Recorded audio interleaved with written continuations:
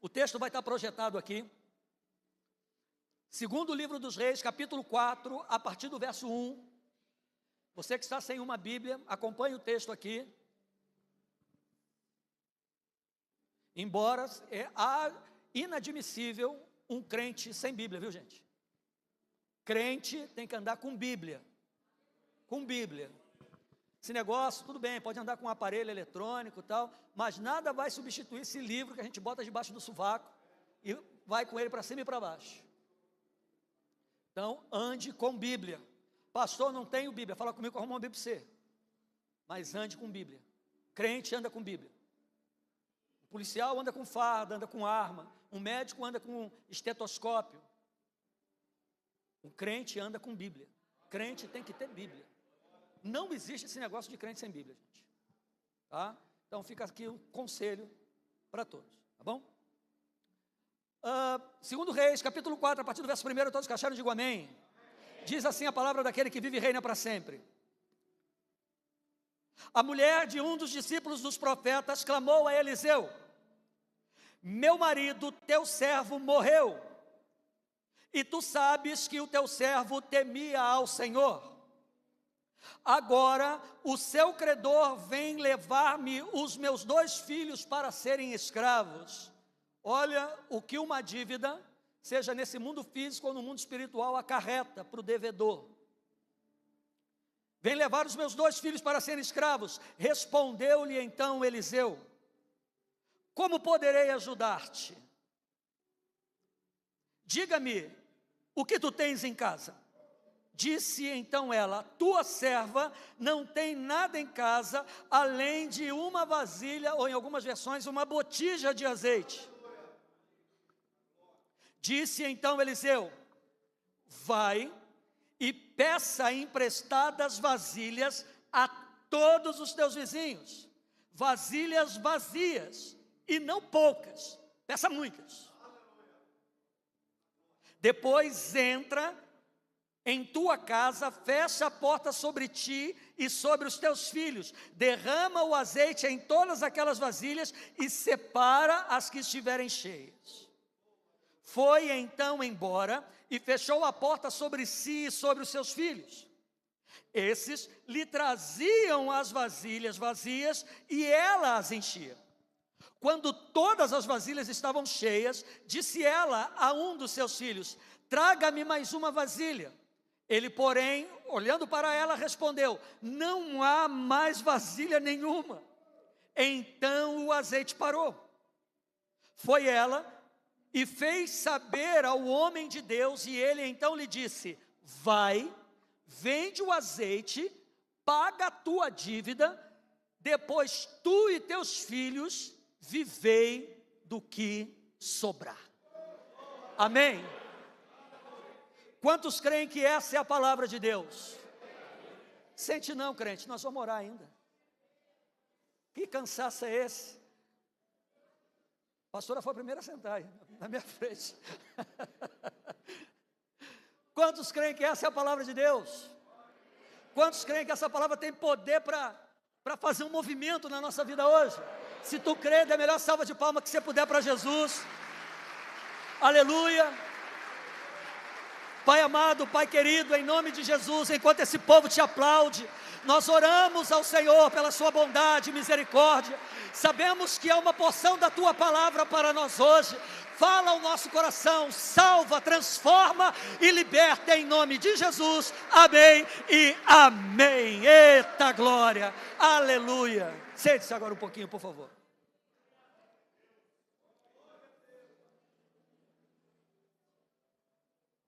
Eu quero compartilhar esse texto que nós lemos aqui, e esse é o tema da nossa reflexão nessa noite. O milagre de Deus só se manifesta onde há lugar. Vamos repetir? O milagre de Deus... Não, dá para melhorar. O milagre de Deus... Aí sim. Só se manifesta onde há lugar. Olha para o coleguinha e fala: dá lugar hoje.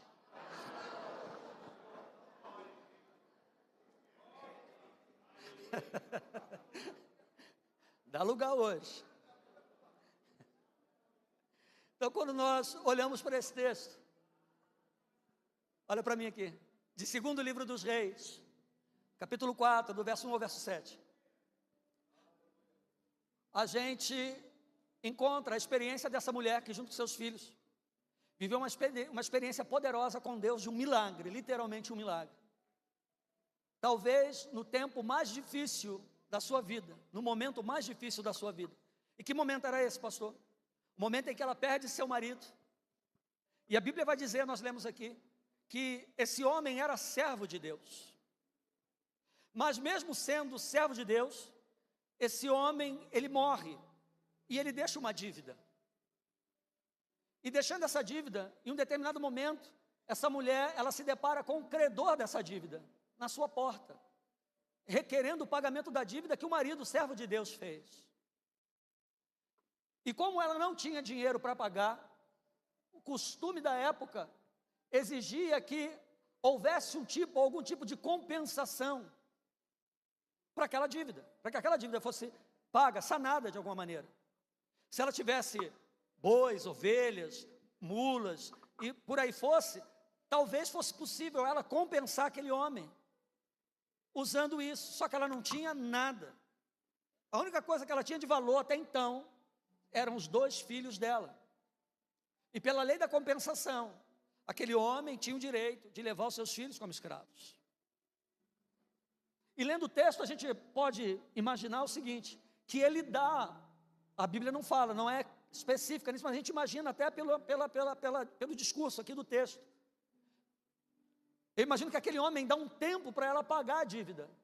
E é nesse tempo, é nessa brecha de tempo que Deus entra.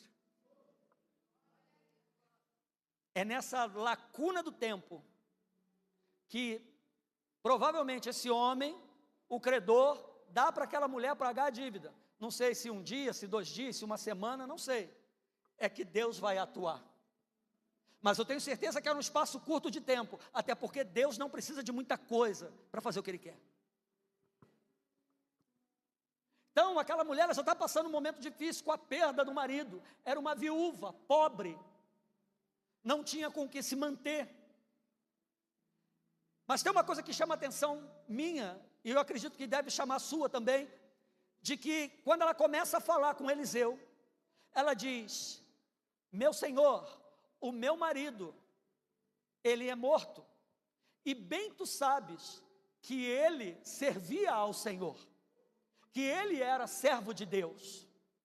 Mas tem um detalhe, ele morre e deixa dívida. Não é para você se preocupar, você que está no financiamento de um apartamento, ou de uma casa, ou de um carro. Calma, não se desespere. Não é só dessa dívida. Quem é casado aqui com comunhão parcial de bens? Como eu. Comunhão total de bens. Eita ferro. Aí herda os bens e herda as dívidas. Hã? Pastor, eu vou casar, o que eu faço? Vai lá na opção, que tipo de comunhão você opta? Comunhão parcial de bens. Porque pelos bens, pelo fato de você ser casado, você reivindica os bens tranquilamente, mas pode se abster da dívida, se for pelos caminhos corretos. Mas o que eu quero dizer com isso, não importa se um homem é um homem de Deus, se uma mulher é mulher de Deus, se ele não andar como deve, ele vai deixar a sua família em prejuízo. Ela vai deixar a sua família em prejuízo. Vai deixar a sua família em apuros. Aquele homem era um homem de Deus, mas ele morre e deixa uma dívida para ser paga. Só que Deus conhecia o coração daquela mulher. E nesse espaço de tempo que aquele homem dá para essa mãe pagar a dívida, é quando Deus entra. A situação da viúva, daquela mulher, reflete a situação real e espiritual de muita gente. Pessoas que têm até um histórico de relacionamento com Deus, mas estão sendo perseguidas e afrontadas pelo credor que bate a porta. Por aquele que vem cobrar uma dívida, ameaçando. Pensa se aquela mulher dormia, pensa se aquela mulher conseguia desligar a mente e o coração dela, diante do fato iminente que aquele homem viria e tomaria seus 2 filhos. Olha, se tem uma coisa importante, talvez a mais importante, olha bem para mim e escuta bem o que eu vou dizer. Para o homem e para uma mulher que possa se ter, chama-se família. Zele pela sua família. Zele pela sua casa. Zele pelo seu marido, mulher. Mulher, marido, zele pela sua mulher. Zele. Zele pelos seus filhos. Filhos, honrem os seus pais. A coisa mais importante que uma pessoa pode ter aqui, o dinheiro não pode comprar. A primeira e a mais inegociável de todas, salvação. E a segunda, família. Depois da salvação, a família é a coisa mais importante que uma pessoa pode ter. Eu penso muito, se o Senhor me recolher, em como vai ficar minha família. Já tenho uma filha casada, para quem não conhece, essa que estava ministrando louvor comigo, é minha filha. Ou eu com ela, né? Essa é a verdade. Eu com ela. A Ana Clara, outra filha, estava tocando teclado. Está começando a vida dela, menor. Eu fico pensando, se Deus decidir me recolher, como ficará minha família? Porque é a coisa mais importante que alguém tem. Eu vejo muitos meninos e meninas aqui, que vão se casar, que vão conhecer alguém, que vão se enamorar por alguém, que vão constituir família. Constituam família sobre os pilares corretos. Porque quando todo mundo faltar, quem vai te segurar é a sua família. É Cristo e a sua família. Então zele pela sua família. Eu aprendi que uma pessoa, ela precisa inadvertidamente de 5 coisas para ser feliz. Primeiro, um homem e uma mulher precisam de Deus. Segundo, um homem e uma mulher precisam de uma pátria, precisam pertencer a algum lugar, precisam de um senso real de pertencimento. Um homem e uma mulher precisam de saúde, precisam de trabalho, sabe, para terem, sabe, desenvolver a sua história, e precisam de uma família. São as 5 coisas as quais nós não podemos negociar ao longo da vida. Algumas se perdem porque fazem parte do processo. Deus é inegociável, é o fundamento de todas as coisas. Pátria, saúde, trabalho e família. Nesses 2 extremos, Deus aqui e família aqui, é que vai sustentar a vida de um homem e de uma mulher. Isso nem fazia parte aqui do meu rabisco aqui para compartilhar com você. Mas zele pela sua família. Você que é filho, está brigado com seu pai, está brigado com a sua mãe, se reconcilie com eles. Quando você mais precisar, são eles que vão socorrer você. Marido, honre a sua mulher. A Bíblia diz que quem acha uma mulher acha uma coisa boa, e que ela deve receber honra como sendo o vaso mais frágil. Honre a sua mulher. Mulher, honre seu marido. A submissão da mulher não está em ser capaz do homem, mas está do lado do homem, para ajudá-lo na missão dele. Por isso que é submissão. Não é subserviência, é submissão. A minha mulher me ajuda a cumprir a minha missão. Então valorize a sua família, ame a sua família, tenha tempo com a sua família. Não troque a sua família por amigo, não troque a sua família por dinheiro, não troque a sua família por outra companhia, não troque a sua família por sonho, por conquista, por nada. A sua família é inegociável. Um homem sem família, ele não tem nada. O homem que não é capaz de manter uma família, ele não é capaz de sustentar a própria palavra dele. Uma mulher que não é capaz de manter a sua família, então zele pela sua família. Então aquela mulher estava vivendo uma crise terrível, e esse é o reflexo da situação real espiritual de muita gente. O credor está à porta, o credor está requerendo uma dívida, e ele quer receber a dívida, o valor decorrente da dívida que tem lá com ele. Muitas pessoas estão sendo aí perseguidas pelo inferno, afrontadas pelo inferno, por uma dívida que talvez nem ela mesma tenha feito. Aquela mulher não fez a dívida, quem fez foi o marido. É possível ser um homem de Deus, ser uma mulher de Deus, e ainda assim carregar umas cédulas de endividamento. É possível ter alguém com o microfone na mão, como eu estou aqui, e ainda assim carregar uma cédula de dívida consigo. Dívida essa que em algum momento vai ser cobrada, alguém vai cobrar essa dívida. É possível, a gente tem esse tempo de adoração precioso que nós tivemos aqui. E ainda assim carregando uma cédula de dívida. Quando eu digo cédula de dívida, eu estou falando de pecado escondido, eu estou falando de padrão de comportamento, eu estou falando de um tipo de vida completamente distorcido, longe da presença de Deus, gente que tem um coração duro, coração fechado, gente que não se abre de maneira nenhuma, gente que é resistente. Não adianta, meu irmão, uma hora alguém vai cobrar essa dívida. Então o dia da cobrança da dívida para aquela mulher chegou. De repente há pessoas aqui cujo credor está batendo na porta hoje. De repente há famílias aqui que alguém fez a dívida lá atrás e está sendo cobrada hoje. E a pessoa já não sabe o que fazer. Só que nesse espaço de tempo em que o homem dá para a mulher pagar, é que Deus entra. E veja como é a misericórdia de Deus. Deus não entra no primeiro momento com um milagre escandaloso. Às vezes a gente espera que, que Deus faça um milagre escandaloso para todo mundo ver na hora. Não, não é assim que Deus trabalha. Se Deus quiser fazer essas cadeiras voar aqui hoje, Ele pode fazer. Se Deus quiser encher isso aqui com a Shekinah dEle, com a fumaça da glória, da presença dEle, Ele pode fazer. O Espírito de Deus está aqui, não. Mas, muitos dos milagres que nós vamos viver, experiências com Deus, elas vão vir nos sugerindo uma coisa. Alô?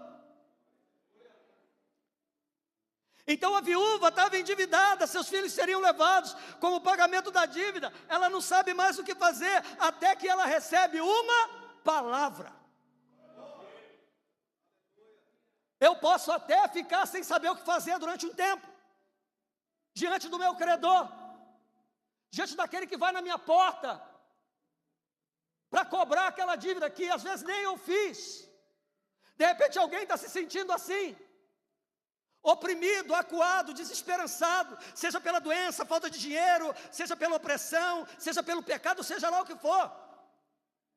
Mas aquela mulher, ela vai viver daquele jeito, até o momento em que ela recebe uma palavra. Uma palavra muda tudo, gente. Uma palavra vinda da boca de Deus, ela muda destino, ela revoga a sentença, ela anula a dívida, ela acaba com a opressão, ela muda o cenário. Uma palavra. Então, no momento em que aquele credor dá uma oportunidade, aquilo que talvez para todo mundo, para os vizinhos, para aquela mulher, fosse assim, olha, não tem jeito, já era, acabou, vai perder filho, vai cair em desgraça total e completa, porque a chance de remissão dela era os filhos crescerem para que pudessem sustentá-la, porque ela era viúva, mas tinha 2 filhos pequenos. Então, segundo a cultura, os filhos iriam crescer, ainda que casassem, iam levar ela ia ser cuidada pelos filhos. Mas se os filhos fossem levados, então qual era a esperança daquela mulher? Então está todo mundo pensando e dizendo, agora já era, agora acabou, agora não tem jeito. Ela olhando para a situação dela, agora já era, agora acabou, agora não tem jeito. Só que aquilo que para nós é um ponto final, é um beco sem saída, para Deus é uma oportunidade.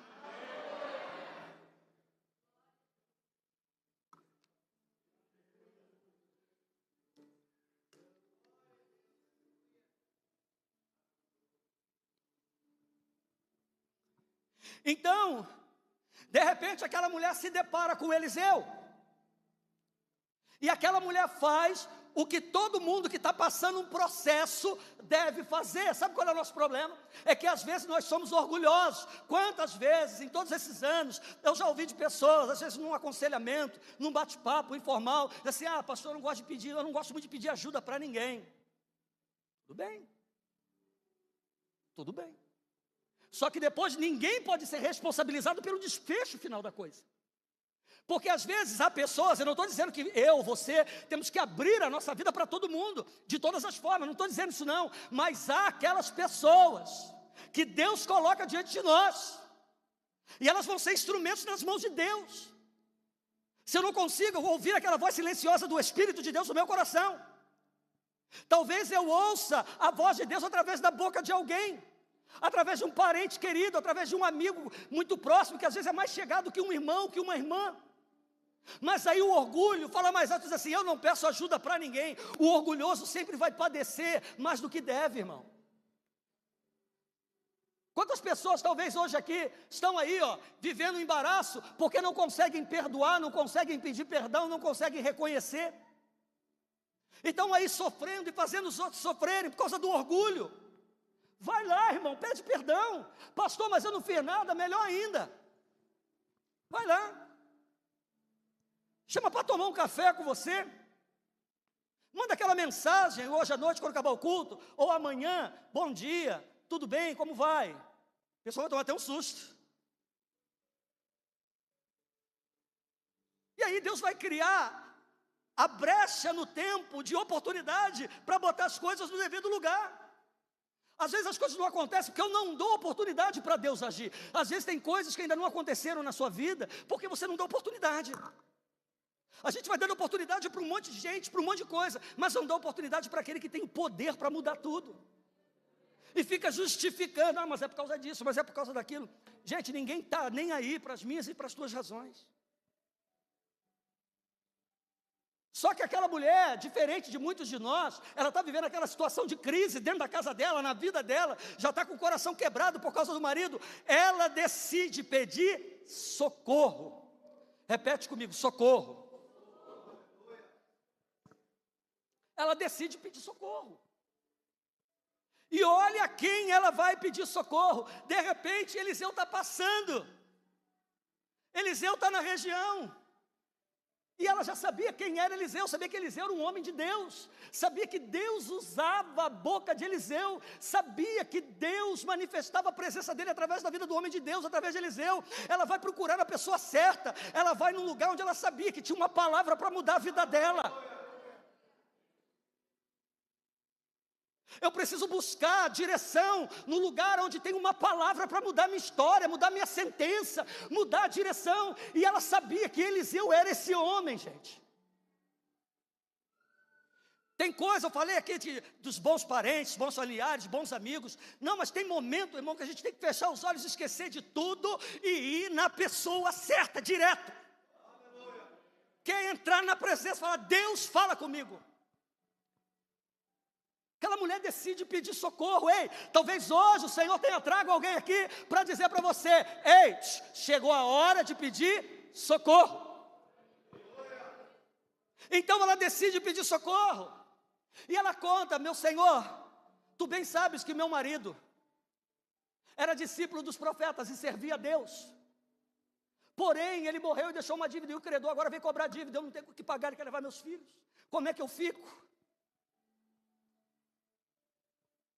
Só que às vezes, naquele mesmo momento que a gente é tomado de uma fé grande, que fala: não, eu vou buscar Deus, eu vou orar a Deus, eu vou me posicionar diferente, a partir de agora é a hora, esse é o dia. Eu vim passando esse processo até hoje, sempre patinando, mas agora eu estou nesse beco sem saída, agora eu vou mesmo, eu vou para cima. Jesus, segura na minha mão, porque eu vou que vou. Mas ao mesmo tempo essa fé, ela começa a dar lugar a uma visão carnal, humana, limitada. Eu penso que aquela mulher fala com Eliseu: também é possível, esperando de Eliseu um outro tipo de socorro. Esperando talvez que Eliseu perguntasse: quanto é a dívida? R$1.000? Pô, pago. Quanto é a dívida? 10.000? Manda o Pix, eu vou pagar para você. A palavra do Senhor vai dizer: elevo os meus olhos para o monte e me pergunto: de onde me virá o socorro? O meu socorro vem do Senhor que fez o céu e a terra. E vai continuar: uns confiam em carros, está falando na confiança meramente humana. Uns confiam em carros, outros em cavalos, mas nós, porém, faremos menção do nome do Senhor, que criou o céu e a terra. Por quê, pastor? Porque tem socorro que só Deus vai enviar. E o socorro vem mediante aquilo que é necessidade de milagre. Milagre. Porque o que o Senhor ia fazer não iria beneficiar só aquela mulher. Então ela decide pedir socorro. Profeta Eliseu, querido, talvez ela esperando receber alguma coisa, o profeta Eliseu não dá a ela dinheiro. Eliseu não propõe a ela, vamos fazer uma campanha de 7 dias no monte. Quanto tempo você tem, minha irmã? Ele me deu 10 dias, então vamos fazer uma campanha de 7 dias no monte. Venha cá, eu vou fazer uma oração forte para você, para Deus mudar essa situação. Não é isso que Eliseu propõe. Às vezes nós vamos buscar, sabe, esperando receber algo palpável para aquele dia, para aquela hora, uma coisa simples. Ei, não é assim que Deus trabalha, não. Então Eliseu não dá a ela dinheiro. Eliseu não propõe a ela começar uma campanha de oração. Eliseu não faz uma oração forte para ela. Eliseu faz uma pergunta, repita comigo, uma pergunta. O que tu tens em casa? Ei, olha para quem está do teu lado e pergunta, o que tu tens em casa?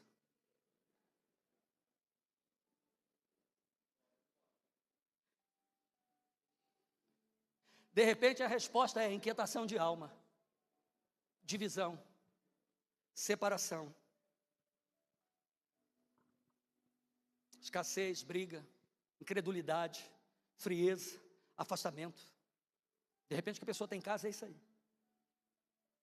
Então a pergunta, Eliseu não dá nada, não oferece nada a ela, além de uma pergunta, o que é que tu tens em casa? Porque ela estava vivendo o problema onde? Na rua? Ela estava vivendo o problema na casa da vizinha, o problema estava onde? A origem do problema se deu aonde? Dentro de casa. Ei, tem coisas que primeiro eu tenho que olhar para dentro antes de olhar para fora. Dá para dar uma glória a Deus ou está difícil? Tem coisas que primeiro eu preciso olhar para dentro da minha casa. Lá, ó, casinha. Tem coisas que eu preciso olhar para dentro da minha casa, aqui, ó. Que às vezes o problema está aqui, não está ali. Não está lá, está aqui. Está comigo. Eu sou o problema. Eu tenho problema. Eu gerei o problema. Então a pergunta que Eliseu faz é, o que é que tu tens em casa?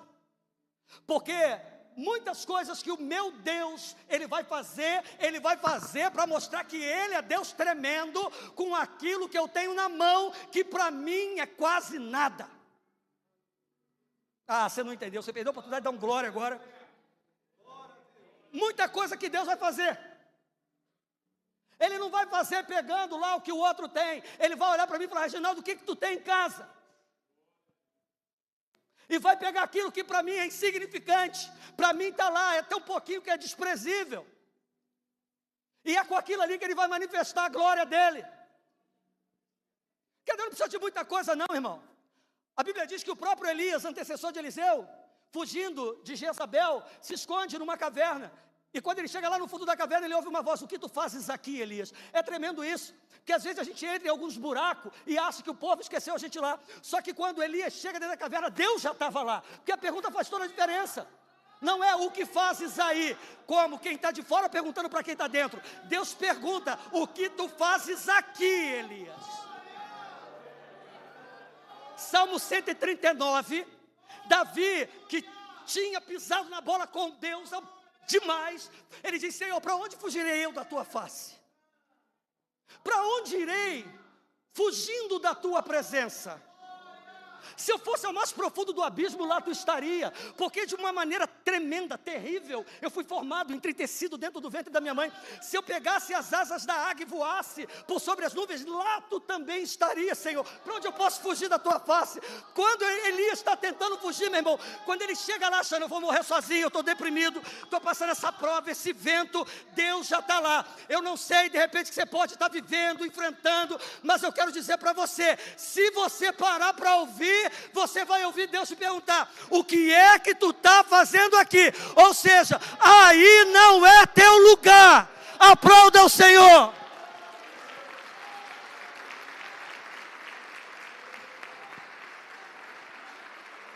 O que fazes aí? O que está fazendo aqui, Elias? Ei, tem lugares que eu decido entrar, que não são lugares para mim estar. Ei, tem lugares que de repente tu entrou, porque, ó vida, ó azar, não sei por causa disso, por causa daquilo. Ei, é lugar que você não devia estar. E Deus te pergunta hoje, o que tu está fazendo aí? O que tu está fazendo aí? O Senhor está perguntando para você, o que tu está fazendo aí? Mas isso não interessa. Ô Elias, não perguntei. por que tu veio parar aqui? Porque eu sei. Eu sei o porquê. O que eu quero saber é o que você está fazendo aqui. Não foi para estar aqui que eu te chamei. Eu te chamei para andar comigo. Eu te chamei para fazer o que você fez. Ah, mas a mulher está me perseguindo, está prometendo me matar. Quem é ela, Elias? Quem é ela diante de mim, diante do que eu falei para você? Sabe qual é o nosso problema? Recebemos até uma palavra, a gente sabe que é de Deus, mas aí alguém se levanta, o inferno se levanta, eu esqueço tudo e vou para dentro do buraco. Ei, o que fazes aí, Elias? Desculpa, a gente tem várias, mas falta atitude.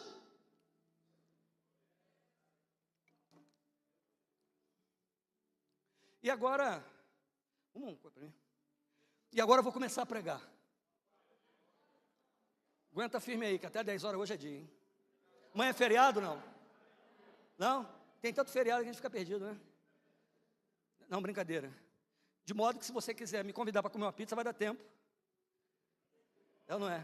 Se você sentir no coração aí de convidar seu irmão, convida mesmo, com fé, convida, não tem medo não. Convida. Fala assim, hoje eu senti de Deus levar você para ir lá no Burger King. 25 lanches, não, 2 lanches por R$25.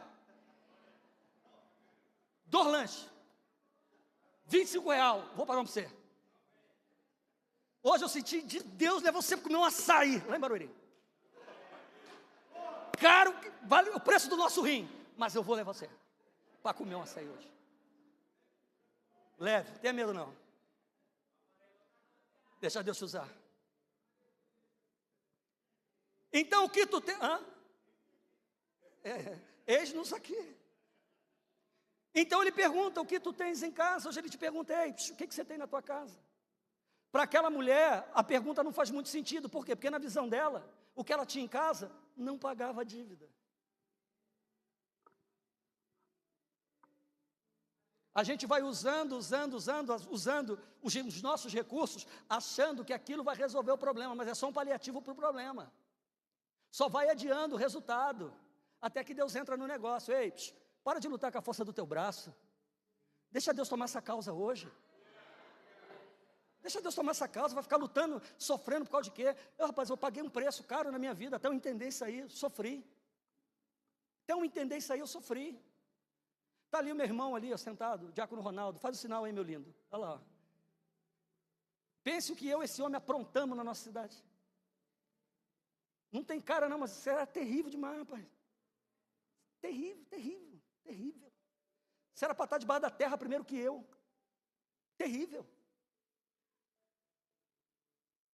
Até a gente entender o que Deus queria fazer, a gente sofreu e fez sofrer muito. Mas, meu irmão, ninguém consegue aguentar por muito tempo. Porque Deus aperta, mas não enforca, irmão. Só que às vezes não precisa Deus apertar a ponto de... Não. O que tu tens em casa? Ela responde, eu tenho um pouco de azeite. Talvez aquela resposta assim, ó, um pouco de azeite. Mas o que é isso aí diante do meu problema? Um pouquinho de azeite.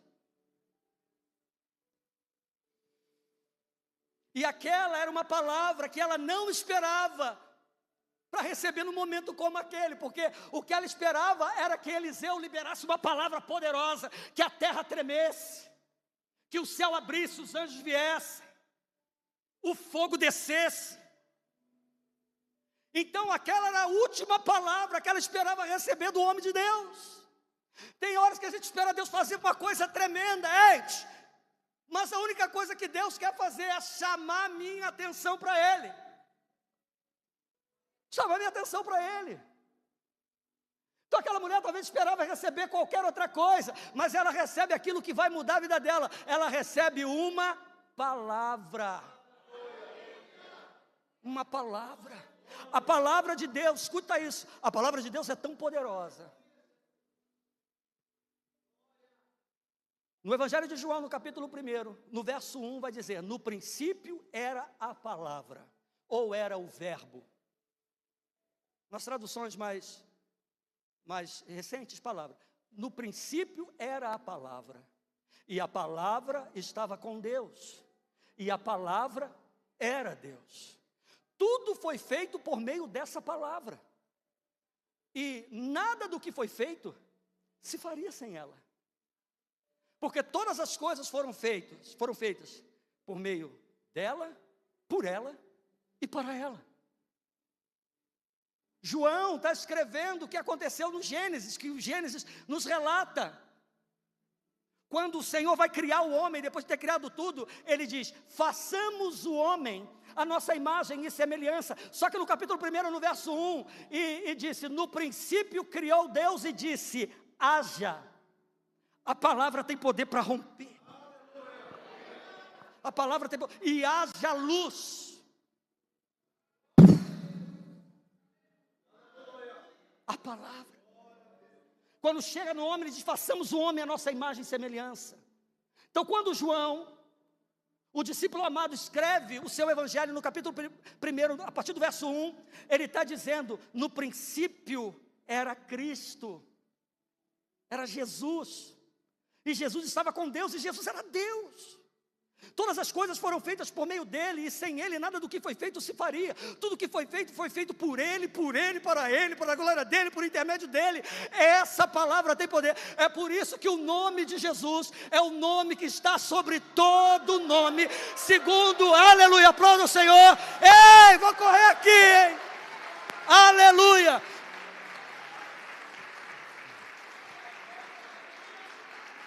Segundo a carta que o apóstolo Paulo escreve aos Filipenses, no capítulo 2, quando ele diz que todo joelho um dia se dobrará, toda língua, confessará no céu, na terra, debaixo da terra, que Cristo é o Senhor. Seja rico, pobre, preto, branco, homem de toda tribo, língua, nação, vão confessar que Cristo é o Senhor. Por quê? Porque Ele é a palavra. O que aquela mulher recebe? Às vezes, gente, a gente espera receber casa, carro, emprego, salário, saúde, e se esquece que eu vejo um monte de gente que tem tudo isso, e é moralmente arruinado, é emocionalmente arruinada, completamente quebrados e falidos por dentro. Mas quando alguém recebe a palavra,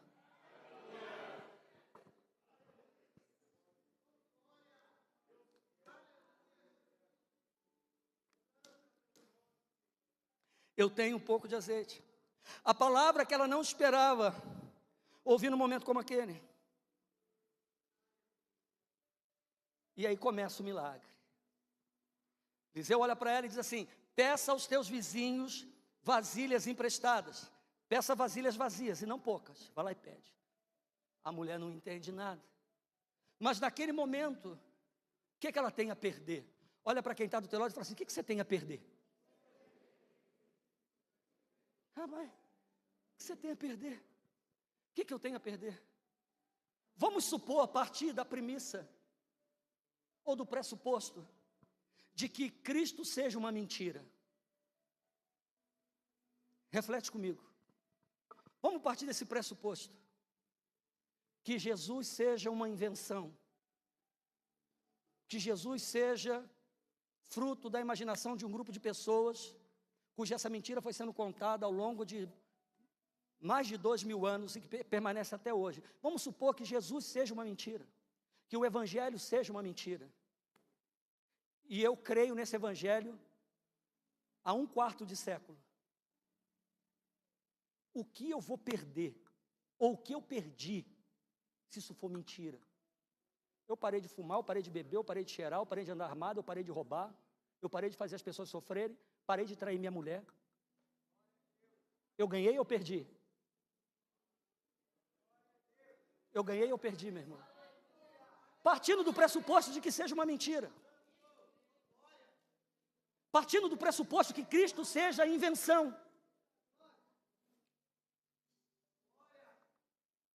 Partindo do pressuposto que essa mentira foi sendo contada ao longo dos séculos. O que foi que eu perdi? Minha saúde melhorou, minha família melhorou, eu consegui casar uma filha minha, eu não tinha perspectiva de viver até os 22 anos, irmão.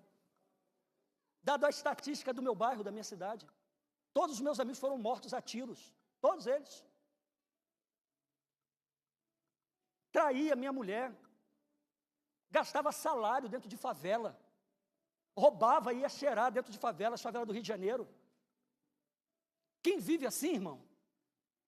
Se Cristo for uma mentira, eu ganhei, minha mulher ganhou, a sociedade ganhou, o país ganhou, você ganhou, que eu sou um cara legal pra caramba, gente boa, você ganhou, todo mundo ganha. Ainda que Cristo seja uma mentira, a minha vida melhorou exponencialmente, então eu quero viver essa mentira, ainda que seja. Só que Ele é real. Tão certo, como daqui a 1 minuto, será 8h15. Jesus é real. Como é que o Senhor prova? É simples, eu provei.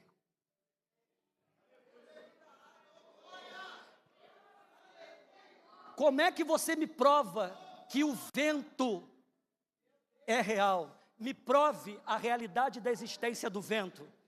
Quem é capaz de me provar a real existência do vento aqui? Como é possível provar? Sentindo. Eu posso provar o vento, eu não vejo, mas eu sinto. Salmo 134 vai dizer: provai e vede que o Senhor é bom. Você nunca vai saber que Deus é bom se você não experimentar Jesus. E se Ele for uma mentira, todo mundo ganhou, inclusive você. Provai e vede. A gente experimenta tudo na vida, mas não experimenta Cristo. Se Ele for uma mentira, eu já estou no lucro, minha mulher está no lucro, minhas filhas estão no lucro, a sociedade está no lucro. Porque eu não roubo mais, não cheiro mais, não maltrato mais ninguém, não faço ninguém chorar mais, não faço mais nada disso. Então, que ele seja uma mentira, eu vou continuar vivendo essa mentira até meu último dia.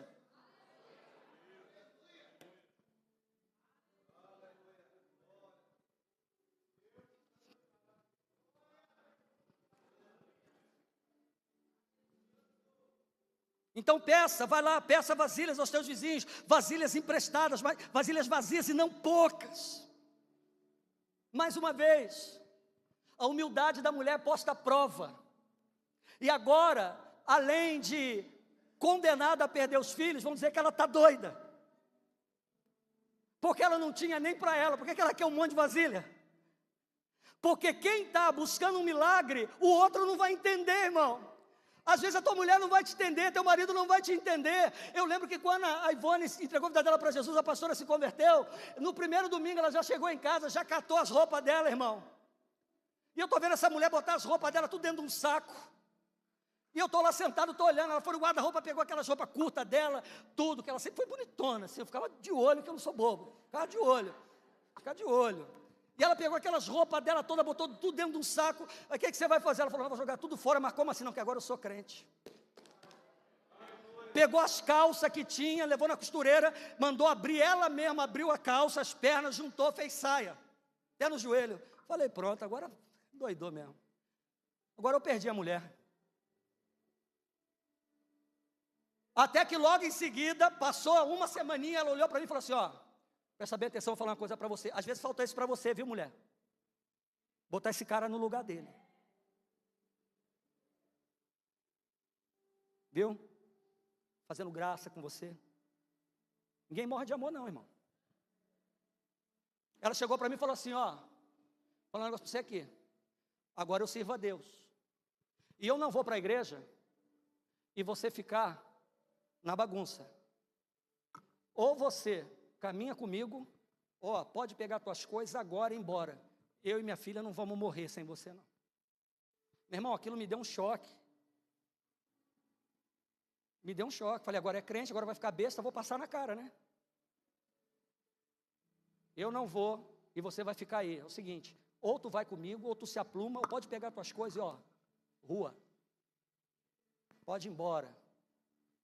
Dá para ver que eu não fui, né? Em julho agora vamos fazer 36 anos de casado.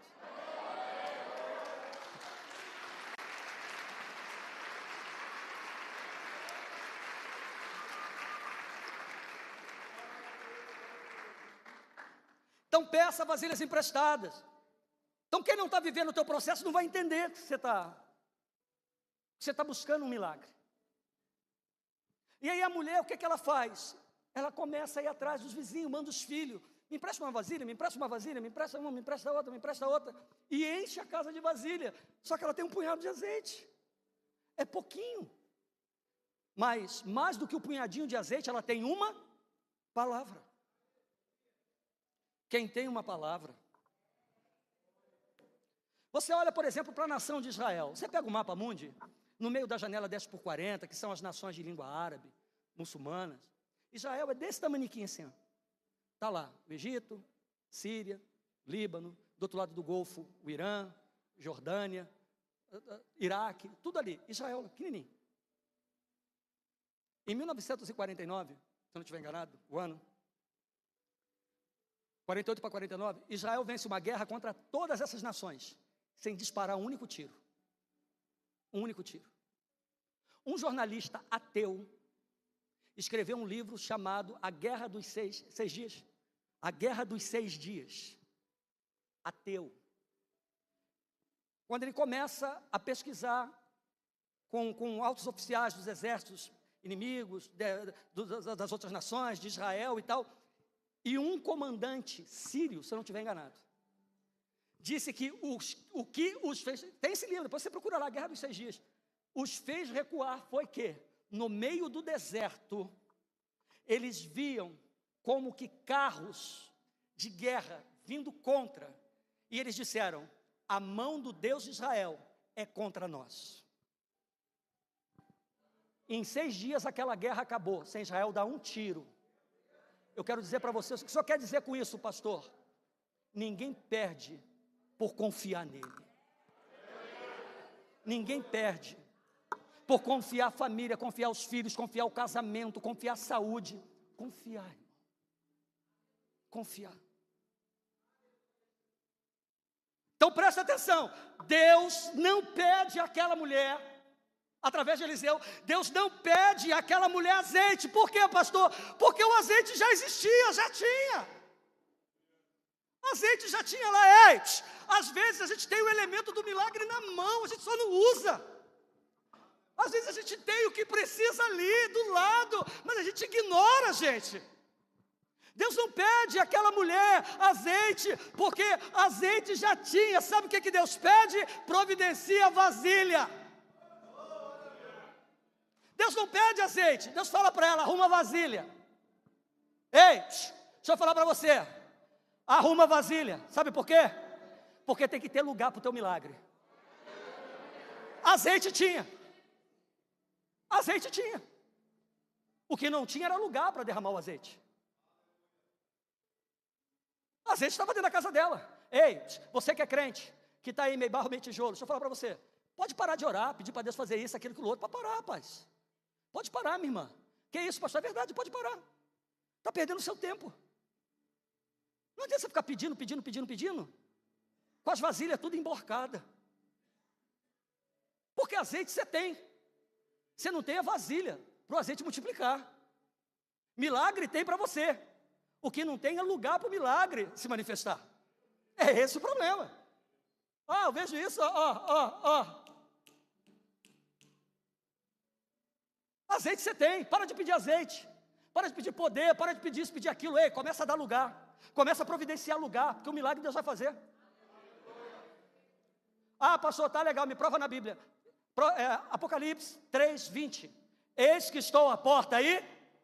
Se alguém ouvir a minha voz e abrir a porta, entrarei em sua casa, com ele cearei e ele comigo. Eu estou à porta, Jesus está falando isso, a igreja de Laodiceia. Eu estou à porta batendo. Se você quiser abrir, eu vou entrar. E se eu entrar, eu vou mudar o negócio. Agora, se tu não quiser abrir, tudo bem, eu vou ficar do lado de fora. E você segura as consequências.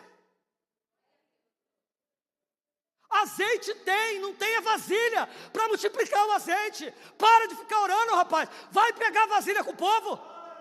Para de ficar orando, sabe?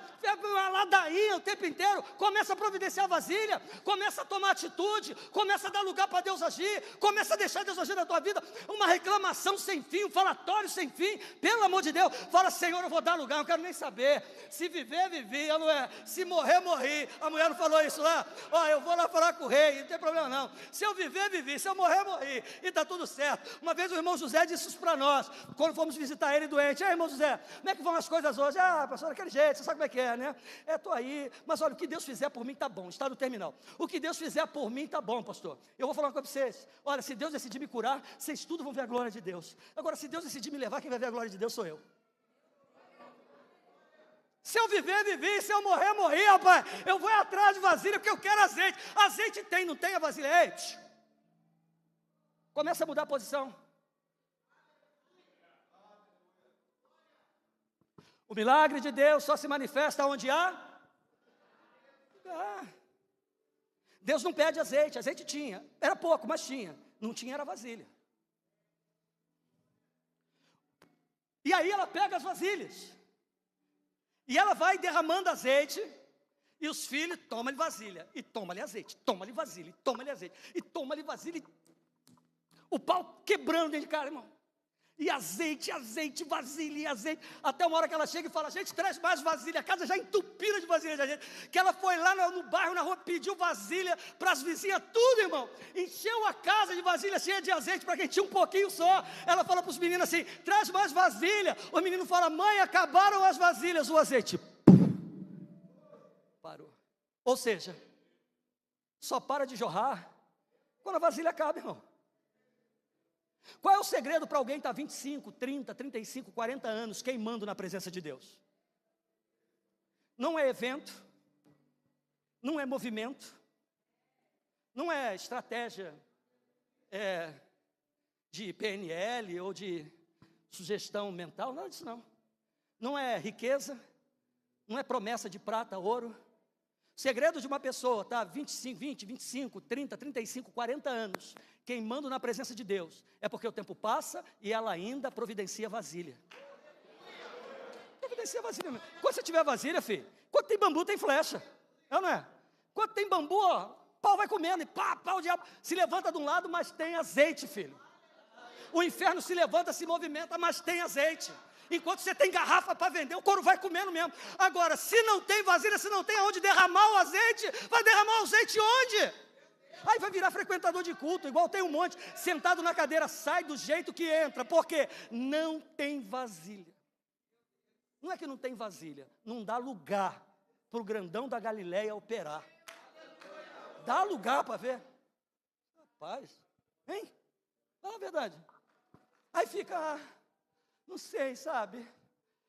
Olha, pastor, fala para o senhor. Olha, eu estou tão decepcionada, porque eu acho que eu vou parar de ir para a igreja. Rapaz, se emenda.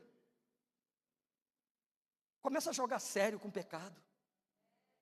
Começa a jogar sério contra a moleza. Começa a jogar sério, minha irmã, contra a inconstância. Ai, é que eu sofri, meu irmão, sofri igual um cachorro, irmão. Meu pai, quando largou minha mãe, nós sofremos igual cachorro. Vocês não estão entendendo o que aconteceu.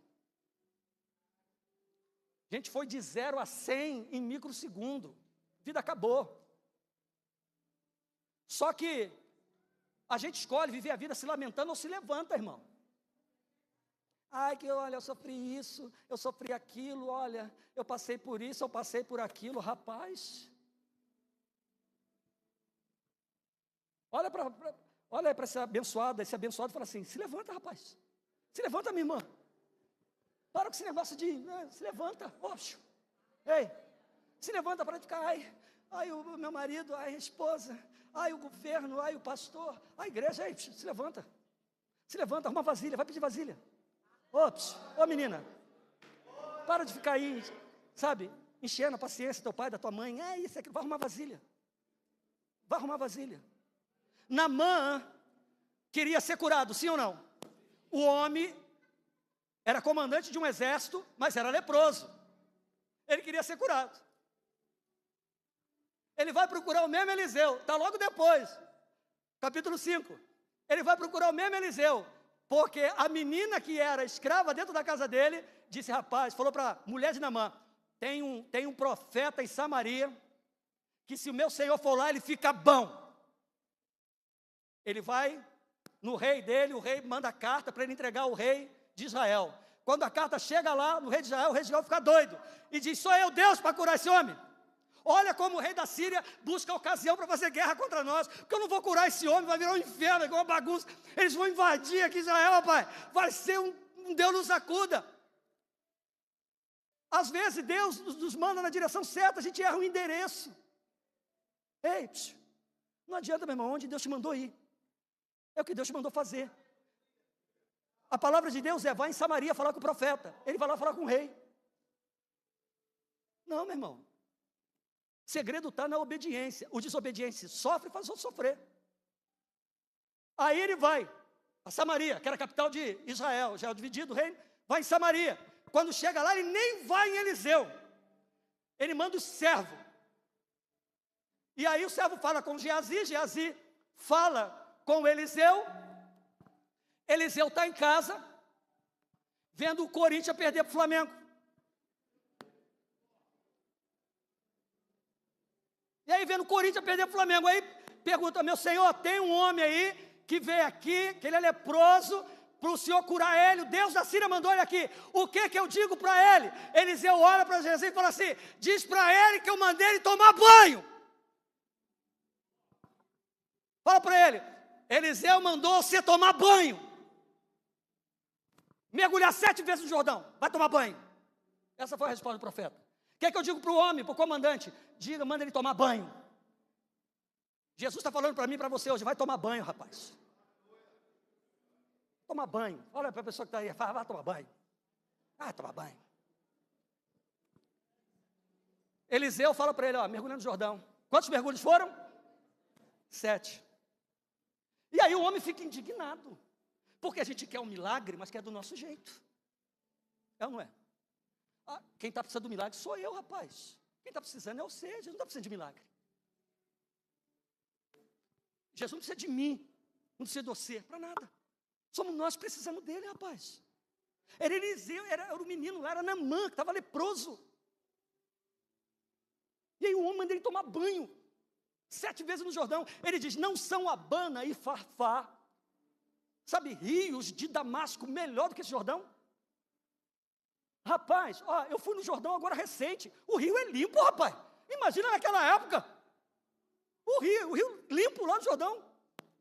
Tu imagina naquela época que não tinha nada do que tem hoje. Israel, o homem fica indignado e diz, eu vou mergulhar no Jordão, Abana e Farfá são melhores, ó o orgulho, ó. Tem gente que é assim, cheio de pompa, mas é leproso. Cheio de pompa, mas é leprosa. E aí vem o servo. O servo é uma bênção. Quem serve é uma bênção, irmão. A gente tem que, sabe, valorizar os servos de Deus. Porque o servo é uma bênção. O servo vai atrás de Naamã e fala assim, meu senhor, peraí, meu senhor. Rapaz, meu senhor, só um instante. Se o homem tivesse pedido a você para fazer algo difícil, tu não faria? 7 mergulhos. O que custa? Tá bom, vai. 1ª, 2ª, 3ª, 4ª, 6ª. Na 7ª, quando ele olha, a Bíblia diz que a pele dele, como de um menino. O homem sai da Síria, leproso, orgulhoso, todo arrebentado, fedorento. A única coisa que ele tinha era dinheiro. Era a única coisa que ele tinha era dinheiro. No mais, ele era leproso, orgulhoso, fedorento, tudo isso aí. Idólatra, que ele tem um altar enorme dentro da casa dele. Quando ele vê que ele está curado, que quem precisava do milagre era ele. Quem tinha que descer era ele. Não era Eliseu. Às vezes o poste quer fazer pipi no cachorro, não é? Não é assim não, velho. Quando ele olha que ele está curado, ele vai até Eliseu e diz, meu Senhor, o que fizeste?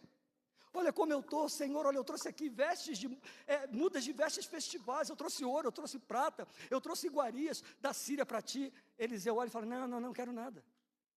Pode levar tudo embora, não quero nada. Não quero nada. Pode ir embora. Aí Naamã olha e fala assim, meu senhor, me permita então levar 2 mulas com terra daqui da onde tu está. Porque quando eu chegar na minha casa, eu vou botar os deuses estranhos tudo para fora.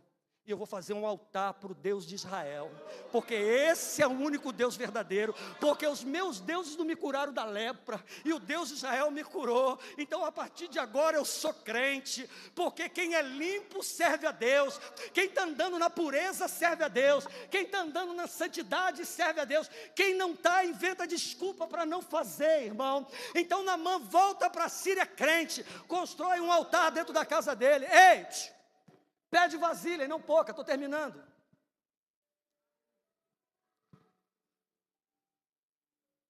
Traz mais vasilha, acabaram as vasilhas. O azeite parou.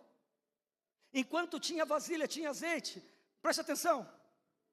O limite do milagre nunca se trata sobre o poder de Deus para fazer ou não fazer qualquer coisa.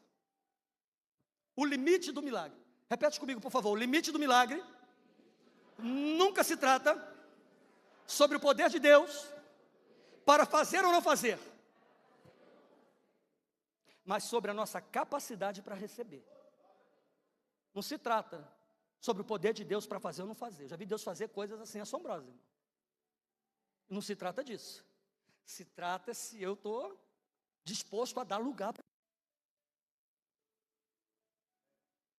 Se eu estou disposto a arrumar lugar para que o milagre possa se mover, se manifestar. A questão daquela mulher era só essa, não se tratava, Deus já sabia o que ia fazer. O homem lá dá uma janela de tempo, o Senhor entra com a sua palavra. Não se tratava da quantidade de azeite, era se aquela mulher ter disposição de ir lá atrás de vasilha. Então não se trata do poder de Deus sobre fazer ou não fazer. Não limite o poder de Deus, não. Se trata se eu vou ter disposição para ir para cima. Não se tratava sobre o fato de ter ou não ter azeite. Mas se aquela mulher era capaz de disponibilizar a vasilha necessária. Ei, você está disponível para Jesus? Você está disponível para o céu? Você está disponível para a presença? Você está disponível para a glória de Deus? Pode ficar tranquilo, tranquila, minha irmã. Se você estiver disponível, vai derramar azeite aí. Pode ter certeza disso. Pode ter certeza. Então não se trata sobre ter ou não ter azeite não, meu irmão. A questão é se aquela mulher iria disponibilizar a vasilha para o milagre acontecer. A questão não é outra. A questão é se você vai disponibilizar o coração para Jesus agir. É só isso. Se trata disso, não se trata de mais nada. Não tem a ver com o milagre em si, pois o nosso Deus pode fazer tudo. A questão é, eu dou lugar em minha vida, em minha casa, em minha família, em meu coração, para que o milagre que eu preciso aconteça. Eu dou lugar. Ou eu só escuto e não ouço. Ou se eu só molho o dedinho e não me inundo. Jesus, irmãos, eu encerro aqui. Jesus pode fazer o impossível, mas Ele não vai abrir em meu coração o espaço que eu me recuso a dar. Jesus, Ele é suficientemente poderoso para fazer o impossível. Não importa que tipo de vida uma pessoa tenha vivido, não importa. Não importa. A questão é se eu estou disposto a dar em meu coração o lugar que eu me recuso a disponibilizar. É só isso. Eis que estou à porta aí. Então se aquela mulher ouve Eliseu e diz assim, mas é tão pouquinho azeite.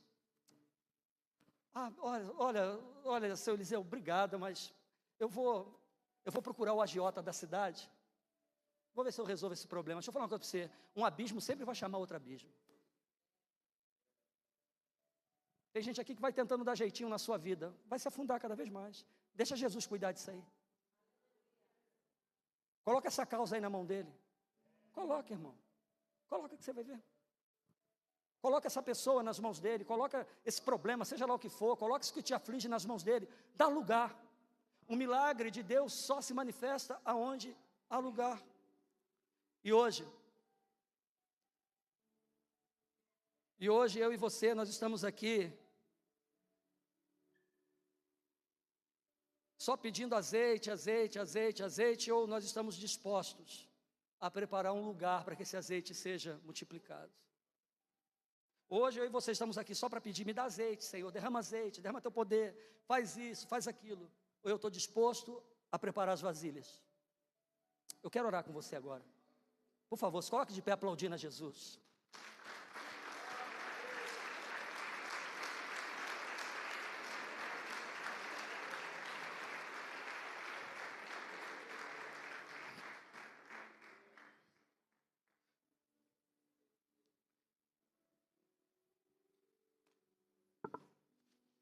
E eu quero orar agora com você. Eu e a pastora não precisamos de um milagre. Mas nossa vasilha já está disposta.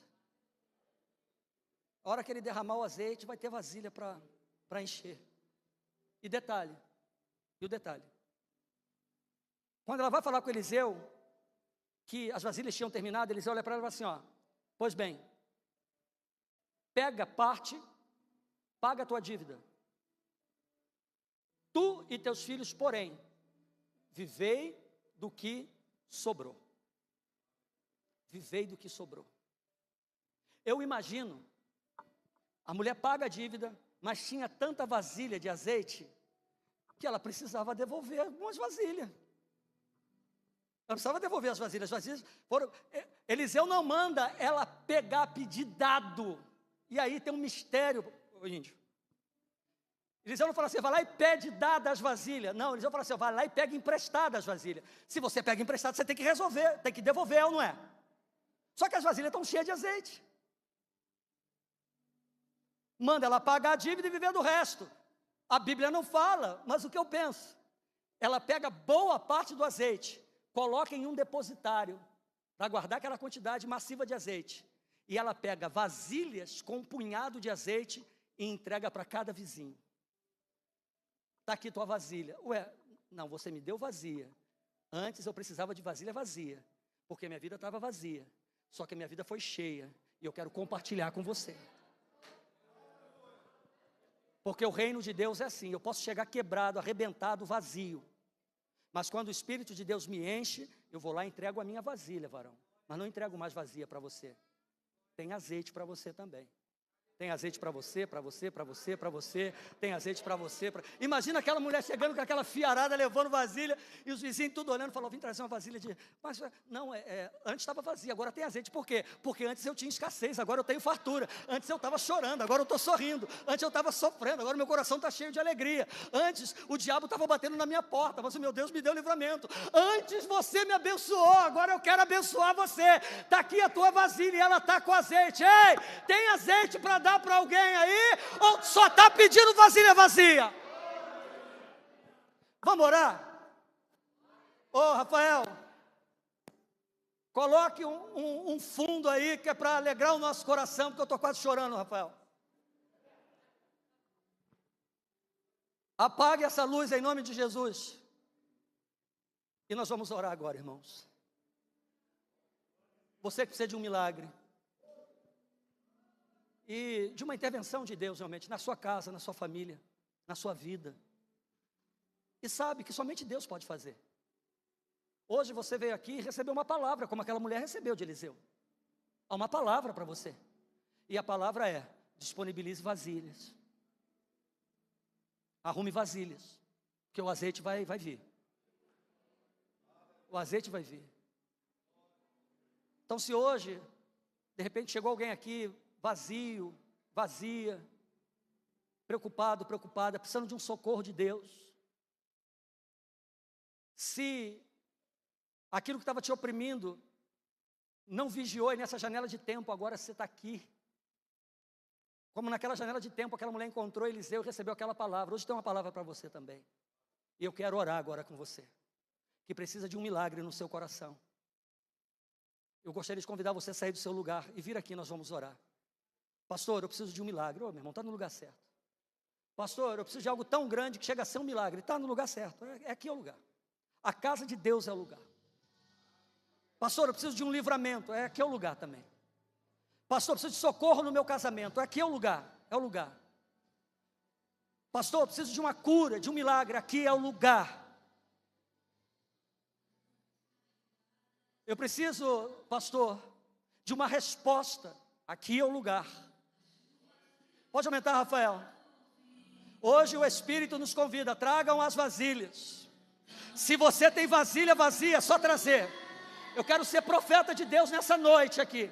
Se você tem vasilha vazia hoje, é só trazer, traga a sua vasilha. E nós vamos orar em nome de Jesus.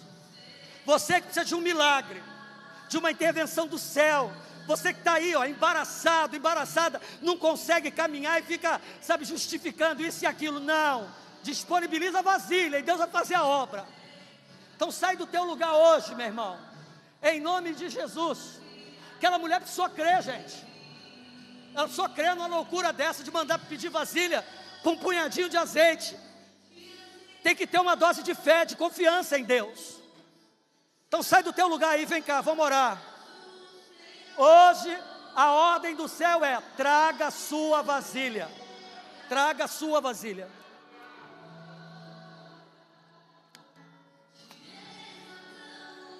Você que saiu de casa pedindo uma resposta de Deus, sai do teu lugar, vem cá, eu quero orar por você. Ô Índio, ô Lili, vocês dois, abraça aqui, ó, essa moça e esse rapaz. Aleluia. Isso, ora com eles. Você que espera uma resposta, vem cá, traga a tua vasilha, vamos orar. Vamos orar. Recebeu um diagnóstico, está oprimido, oprimida por causa desse diagnóstico, traz a tua vasilha, vem cá, vamos orar. Está triste, abatido, deprimido, deprimida, depressivo, depressiva, sai do teu lugar, vem cá, traz a tua vasilha aqui, vamos orar. Aleluia. Glória a Deus. Ô Marivânia, já aproveita, já vem com ela aqui, ó. Ô glória. Traga as tuas vasilhas hoje, meu irmão. Ô glória. Ô Jesus maravilhoso. Faz a tua oração no teu lugar, seja ela qual for. Fala para ele. Como aquela mulher falou para Eliseu: Senhor, olha, o credor veio requerer meus filhos, eles são tudo que eu tenho. Fala para o Senhor hoje, sabe, aquilo que hoje está afligindo a tua alma, em nome de Jesus. Você que hoje está aqui, ouviu essa palavra, deseja entregar a sua vida para Jesus, deixa Ele mudar a sua história, irmão. Tu nunca vai saber se tu não experimentar. Tu nunca vai saber como é se você não der lugar para Ele. Essa é a palavra, dar lugar. Você nunca vai saber. E hoje Ele espera que você dê lugar para Ele, irmão. Pense na luta que foi para me dar lugar para Jesus na minha vida. Pense na luta. Mas louvado seja Deus, aleluia. Aleluia, glória a Deus. Oh, você que está distante, está longe, está afastado, está afastada. Ei, o Senhor hoje manda atrás da tua vasilha. Se abateu por alguma razão, aleluia. Oh meu Deus. Oh Josiane, pergunta para essa menina aí, ó, a Brenda, o que é que ela está fazendo aí? Como é que é?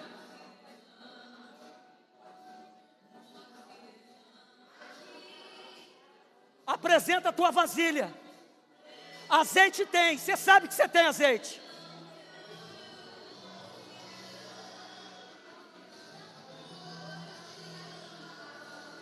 Você que está afastado, está afastada do Senhor, não importa o que aconteceu não, irmão, traz a tua vasilha hoje, ei minha irmã, traz a tua vasilha hoje, hoje é o dia de encher.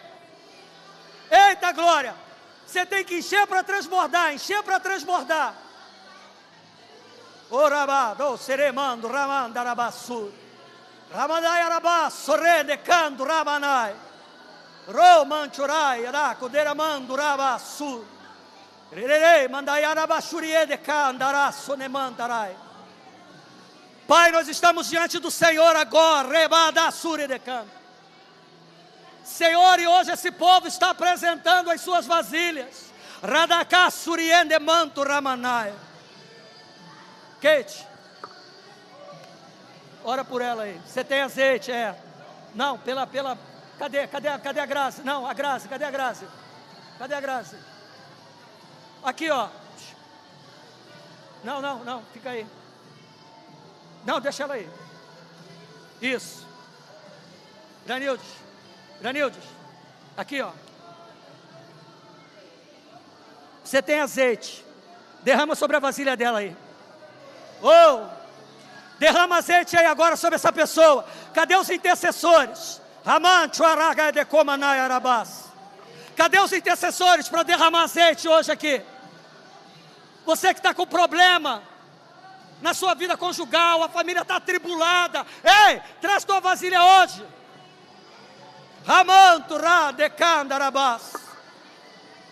Oh, glória a Deus. Senhor, nós estamos agora aqui, e esse povo está trazendo as suas vasilhas, Pai. Senhor, eles creram na Tua palavra, e a Tua palavra não vai voltar vazia não, Senhor, para Ti. Antes ela vai cumprir o propósito, porque ela está sendo enviada hoje. Senhor, azeite cada um deles tem. A questão não é a falta do azeite, Jesus. Eram as vasilhas que estavam faltando. Mas hoje, Senhor, eles estão com as vasilhas aqui. Derrama o azeite, Jesus. Multiplica o azeite. Para a glória do Teu nome, acende a chama de novo. Fortalece a alma, fortalece o coração. Senhor, dá vitória no meio desse processo. Senhor, entra com providência nessa causa, nessa saúde hoje, o doente. Receba azeite hoje. Receba azeite hoje sobre a tua vida em nome de Jesus. Ser curada agora, no nome de Jesus Cristo. Que essa dor agora desapareça. Dor desapareça agora. Depressão sai agora. Câncer desapareça agora, em nome de Jesus Cristo de Nazaré. Todos os miomas, todos os cistos desapareçam agora, em nome de Jesus Cristo de Nazaré. Que cura entre, Senhor, para a glória do Teu nome. Que cadeias sejam quebradas, sejam destruídas, que haja libertação, que haja restauração, para a glória do Teu santo nome. Senhor, que ministérios seja restaurado hoje. Quem tem chamado hoje, seja ativado, seja restaurado, seja restaurada, Senhor, porque há vasilhas diante do Teu altar, Abás. O que orava vai voltar a orar, o que cantava vai voltar a cantar, o que pregava vai voltar a pregar, o que servia a mesa vai voltar a servir. Senhor, obrigado por esses que se renderam aos Teus pés. Obrigado pela Tua misericórdia. Obrigado pela Tua graça. Obrigado porque o Senhor é o mesmo de ontem, hoje, será sempre. Senhor, sairemos daqui, mas não da Tua presença. Nos leva debaixo do Teu sangue. Senhor, que ao chegar em casa, Jesus, que ao chegar em casa, o azeite comece a ser derramado. Comece a ser derramado para a glória do Teu nome. A dívida seja paga para a glória do Teu nome. É no nome de Jesus Cristo, o Seu Filho, que o testemunho seja dado, como aquela mulher deu para os vizinhos. Que assim seja, Senhor, em nome de Jesus Cristo, o Seu Filho, que está vivo, reina e reinará por toda a eternidade. E todos os que creem, todos que vieram à sua casa hoje, dizem amém e amém. Aplauda o Senhor. Eita glória, aleluia. Oh Jesus maravilhoso, meu Deus. Não volta para o seu lugar não, fica aqui, espere um pouquinho. Não volte não, espere aqui. Eu quero impetrar a bênção apostólica. Todas as vezes, olha para mim por favor, só 15 segundos. Todas as vezes que Jesus se deparava com alguém, ou esse alguém com Jesus, Jesus ou curava, ou libertava, ou fazia qualquer coisa por aquelas pessoas. Jesus dizia o seguinte: é lícito se creres. Ele dizia uma outra frase: seja feito conforme a tua fé. Então creia, você recebeu. Creia. O diabo, você vai sair daqui, presta atenção nisso. Você vai sair daqui hoje. E talvez amanhã, o diabo vai tentar entrar na sua mente e no seu coração e dizer assim: isso tudo é bobagem. Como o diabo falou para mim no dia que eu entreguei minha vida para Jesus: olha para esse povo, tu quer ser igual a esse povo, tu quer andar igual a esse povo, você quer falar igual a esse povo, você quer se vestir igual a esse povo, você quer ter a vida que esse povo tem, você tem. O diabo é o pai da mentira. Então creia, abraça. Quando o diabo vier dizer isso para você, você diz: Satanás, para trás de mim, porque aquele que prometeu é fiel. Aleluia, o que prometeu é fiel. Toma posse hoje da tua vitória em Cristo, para a glória do nome do Senhor. Aplauda Ele, oh glória. Que o Senhor te abençoe e te guarde. Que o Senhor levante o seu rosto sobre ti e tenha misericórdia de ti. Que o Senhor sobre ti levante o seu rosto e que Ele te dê a paz. Vão em paz, em nome de Jesus. Amém e amém. Dê um abraço no teu irmão, na tua irmã. Deus abençoe, vão em paz. Eita glória.